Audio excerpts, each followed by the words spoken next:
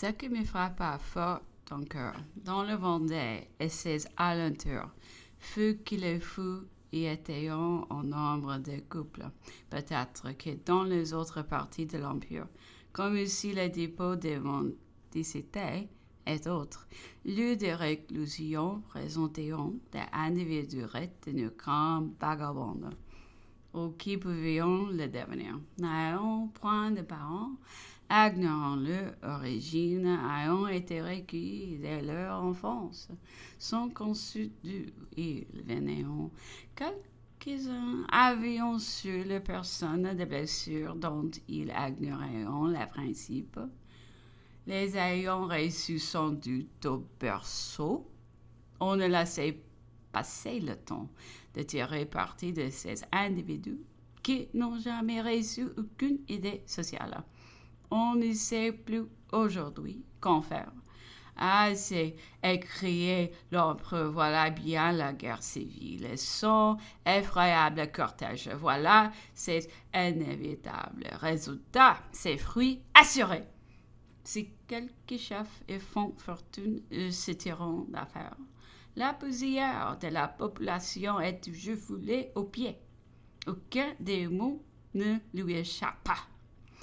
Au demeurant, j'ai trouvé dans l'ensemble de ces établissements un bon nombre d'individus, qu'on me dit, à tort ou à raison, être des prisonniers d'État, des détenus de la haute, moyenne et basse police.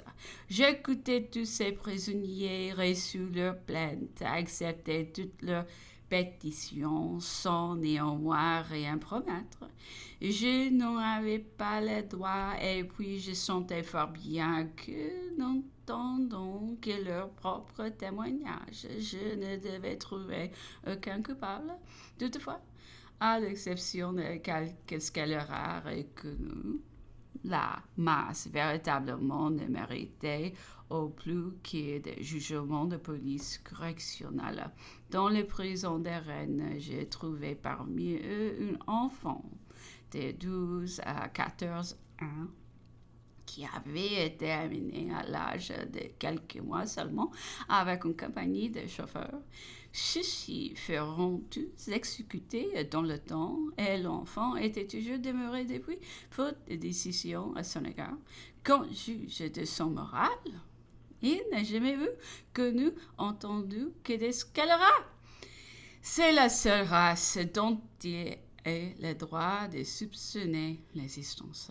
Au Mont-Saint-Michel, une femme dont j'ai oublié le nom attira particulièrement mon attention, d'assez bonne mine, d'un extérieur doux, d'un maintien modeste. Elle se trouvait détenue depuis 14 ans, ayant pris dans le temps une part très active aux troubles de la Vendée et ayant constamment accompagné son mari, chef d'un bataillon d'insurgés, en ayant même pris le commandement après sa mort. La misère et les pleurs l'avaient flatté. Elle dut me trouver un air bien sévère durant son récit. Je l'affectais pour cacher l'émotion qu'elle me causait.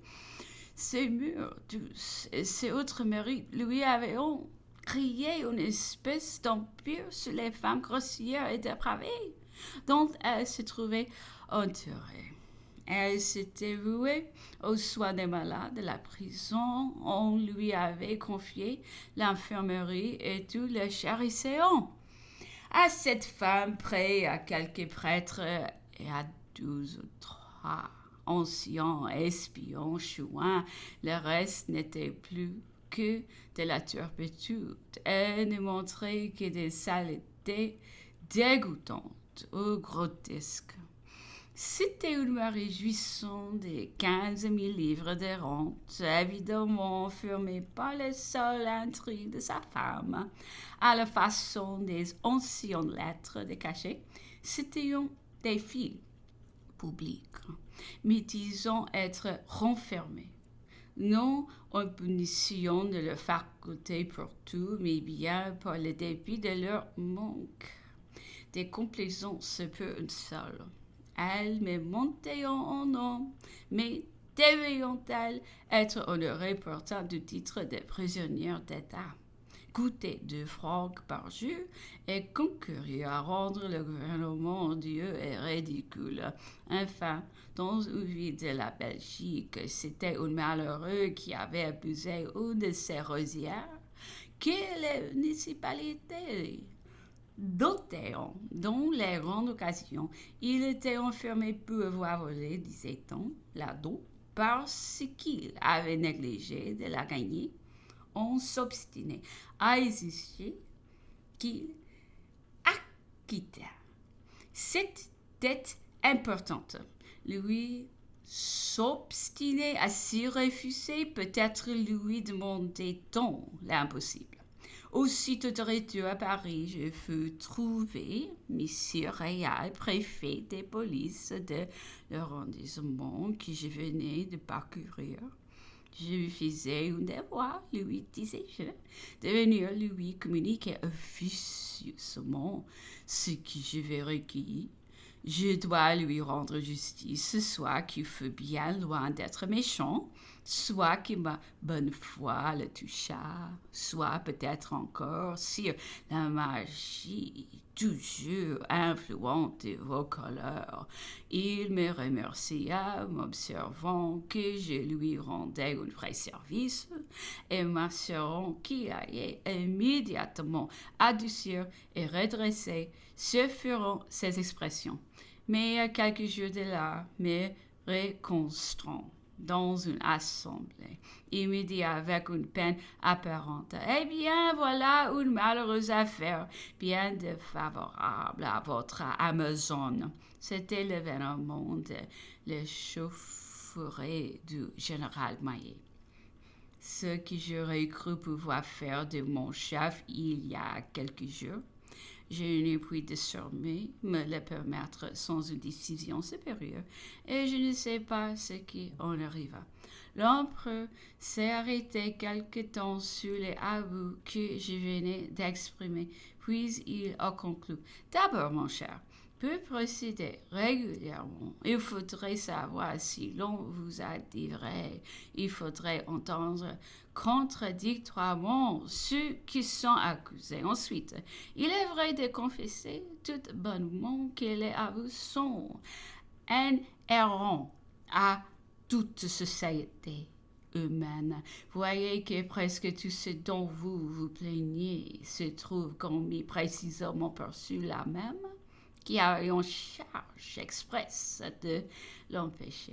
Les moyens de remédier cela quand on ne peut pas voir partout, car il existe comme une espèce de réseau étendu sur les lieux avancés qui enveloppe la petite multitude. Il faut qu'une main se rompe, un hasard comme vous, peut qu'il en remonte quelque chose à la haute religion. Aussi un de mes rêves, nos grands événements de guerre accomplis et soldés. De retour à l'intérieur, en repos, en respirant, eux étaient de chercher une demi-douzaine ou une douzaine de vrais bonnes philanthropes. De ces braves gens ne vivant que pour le bien, n'existant que pour le pratiquer, je le use disséminer dans l'Empire, qui nous ont parcouru en secret pour me rendre compte. Ils nous ont été les espions de la vertu. Ils seraient venus me trouver directement. Ils ont été mes confesseurs, mes directeurs spirituels. Et mes décisions avec eux ont été mes bonnes œuvres secrètes. Ma grande occupation lors de mon entier repos a été tout sommet de ma puissance et de m'occuper afin d'améliorer la condition de toute la société. Je suis prétendu descendre jusqu'aux jouissances individuelles, et s'il n'a pas suffi de mon naturel pour me porter, le calcul encore serait venu me décider, car après tant de gloire acquise, quel autre moyen me restait donc curieux encore, et c'est parce que je vais très bien que toute cette fourmilière tabou devait exister, parce que je voulais sauver ou rendre plus difficile les tyrannies subalternes et intermédiaires que j'ai imaginées pour notre temps des crises, mon organisation des prisons d'État. Oui, sûr. Mais il faut loin de faire fortune dans nos salons et ne contribua pas peu à vous rendre impopulaire. Nous crions de tous côtés aux nouvelles pastilles, aux renouvellements des lettres de cachet. Je le sais bien, a dit l'empereur. Cela fut répété par toute l'Europe et me rendit odieux. Et pourtant, voyez quel peut être l'empire des mots envenimé encore pour la mauvaise foi.